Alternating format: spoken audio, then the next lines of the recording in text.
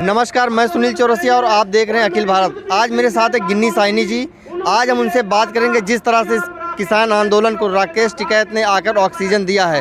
तो आज मेरे साथ गिन्नी साइनी, आज हम इनसे बात करेंगे। मीडिया इसलिए नहीं दिख रही है क्योंकि जो माहौल राकेश टिकैत ने दिखाया उस मीडिया को, उसके बाद तो उस मीडिया की थू हो रही है।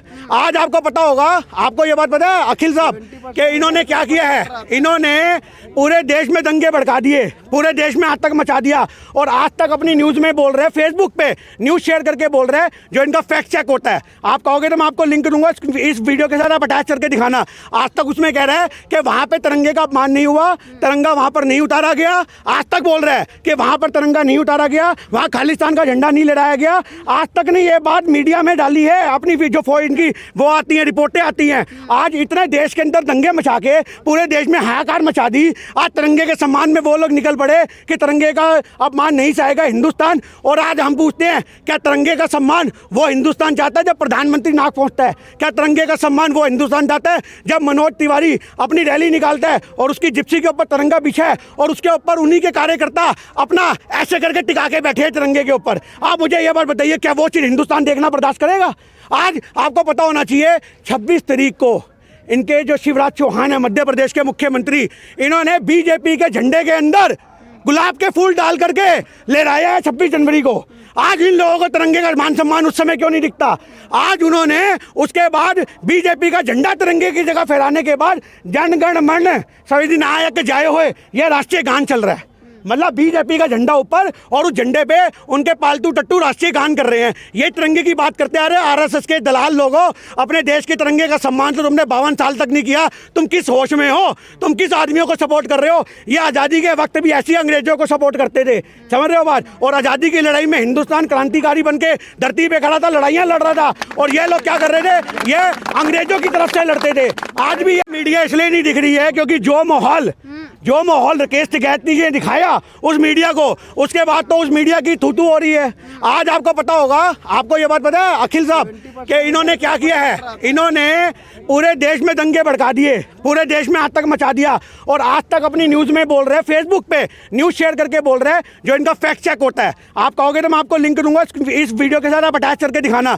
आज तक उसमें कह रहा है कि वहाँ पे तिरंगे का अपमान नहीं हुआ, तिरंगा वहाँ पर नहीं उतारा गया। आज तक बोल रहा है कि वहाँ पर तिरंगा नहीं उतारा गया, वहाँ खालिस्तान का झंडा नहीं लहराया गया। आज तक ने ये बात मीडिया में डाली है अपनी, जो इनकी वो आती हैं, रिपोर्टें आती हैं। आज इतने देश के अंदर दंगे मचा के पूरे देश में हाहाकार मचा दी।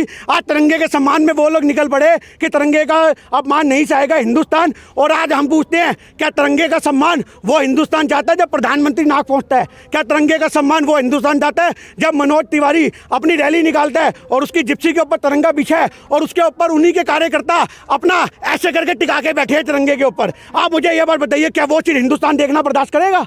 आज आपको पता होना चाहिए 26 तारीख को इनके जो शिवराज चौहान है, मध्य प्रदेश के मुख्यमंत्री, इन्होंने बीजेपी के झंडे के अंदर गुलाब के फूल डाल करके लहराया है 26 जनवरी को। आज इन लोगों को तिरंगे का मान सम्मान उस समय क्यों नहीं दिखता?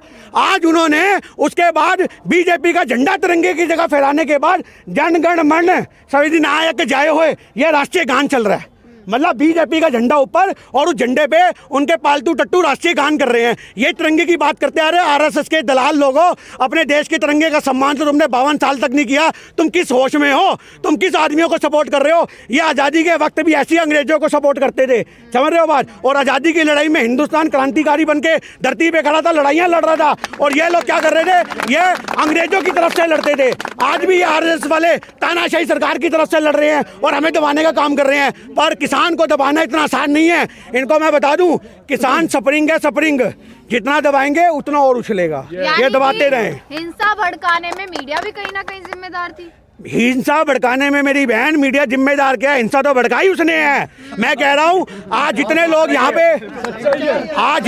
यहाँ पे बैठे हैं, जितने लोग अगर वो मेरा साथ दें तो मैं इनके ऊपर केस करना चाहता हूँ, मीडिया के ऊपर। इनके ऊपर नोटिस जारी करूंगा कि आप जवाब दो। आज आप क्यों नहीं दिखा रहे मीडिया में? आपने अपनी सारी करामत करने के बाद एक फेसबुक पे पोस्ट डाल दी कि हमसे गलती हो गई। आज फैक्ट चेक करके तुमने दिखा दिया। मीडिया का काम होता है कि खबरों को पहले तहकीकात करे उनको चेक करे। तुम नेशनल मीडिया चला रहे हो, कोई सोशल मीडिया नहीं चला रहे जिसने जो मर्जी बोला और दिखा दिया। तो जिस प्रकार से आपने पतंजलि को या अडानी अंबानी का बहिष्कार किया था, फिर मीडिया का भी कीजिए। मीडिया का बहिष्कार तो कब से हो रहा है, आज उनको प्रमोट कौन कर रहा है? सिर्फ पैसा, और पैसा किसके पास है? अडानी अंबानी के पास। सारे अडानी अंबानी के तो चैनल चल रहे हैं। सर मेरा एक सवाल है, अन्ना हजारे पहले इस आंदोलन में आ रहे थे ऑक्सीजन बनके, आज वही अन्ना हजारे ने सीधा आके महाराष्ट्र के ex chief minister Devendra Fadnavis के साथ में बैठकर ये बोलते हैं कि ये धरना पूरी तरह बेबुनियाद है। क्या कहना है इसके बारे में? देखिए, अन्ना हजारे जी जो हैं, वो जो आपको पता होगा शुरू से ही इनके समक्ष में काम करते आए हैं। 80 साल की आदमी की उम्र हो चुकी है, उसको आराम करना चाहिए। काय आंदोलनों में पड़ रहा है? मेरी बात समझ रहे हो? बात इतना बुढ़ापा हो गया, जितना तूने करना था तूने कर लिया। तूने कांग्रेस को गिराना था, तूने कांग्रेस को गिरा लिया। तूने बीजेपी को लाना है, तूने बीजेपी को ला लिया। अब काहे को तू बीजेपी को गिराने के काम कर रहा है? इतने दिन से आंदोलन में यहाँ लोग मर रहे हैं, बैठे हैं। अन्ना हजारे जी भी यहाँ पे आते हैं, वो क्या चाहते हैं? मैं आपको एक बात बताऊँ, अन्ना हजारे जी ने जब 2000 आपको पता होगा 11 में अपना अनशन किया था, मैंने अपनी किताब लिखी थी उनसे इंस्पायर्ड होकर के। आज मुझे शर्म आती है कि मैंने उस आदमी से इंस्पायर्ड होकर बुक क्यों लिखी। मैं राइटर भी हूँ। उस किताब का नाम है असली भ्रष्टाचारी कौन, सरकार या जनता। उसमें मैंने कांग्रेस को भी जम के लपेटा है, पब्लिक को भी जम के लपेटा है। उस अन्ना हजारे के समर्थन में वो किताब लिखी थी। पर आज मुझे अफसोस होता है कि मैंने अपनी कलम ऐसे आदमी के लिए चलाई जो आज हमारे देश में किसानों के सम्मान में 2 महीने से तो खड़ा नहीं हुआ। आज वो क्या चाहता है? आज वो ये चाहता है कि मैं इस आंदोलन में, क्योंकि अब उसको जीत नजर आ रही है किसानों की, मेरी बात को समझना, उसे दिख रहा है कि जीत हो रही है। वो चाहता है मैं भी ये करूं ऐसा कोई काम और मेरा भी नाम आए, और मेरी शहादत के बाद या मेरी ज़िंदगी पूरी होने के बाद मेरे रालेगढ़ में मेरा एक पुतला बन जाए सम्मान के साथ। ये सारी उनकी पुतले की लड़ाई है। सम्मान के भूखे हैं वो लोग, समझ रहे हो बात? अन्ना हजारे जी ने अगर अनशन में कुछ योगदान देना होता तो 2 महीने पहले दे देते, अब नहीं आते उछल करके।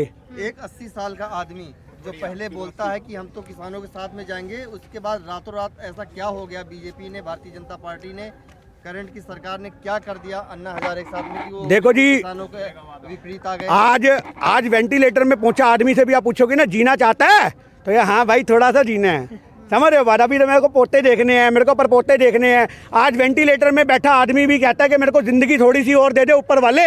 अन्ना हजारे की तो बरकरार है सांसें अब तक, तो वो क्यों चाहेंगे उनकी सांसों पे रोक लगे? वो क्यों चाहेंगे उनके ऊपर दबाव पड़े? वो क्यों चाहेंगे उनके ऊपर प्रेशर पड़े? वो क्यों चाहेंगे कि उनको भी उठा करके लाठियाँ मारी जाए? वो क्यों चाहेंगे कि उनको थाने में बंद कर दिया जाए? मेरी बात समझ रहे हो बात? अन्ना हजारे जी जो हैं, आप एक बात ध्यान रखना, वो राजनीतिक मोहरे थे।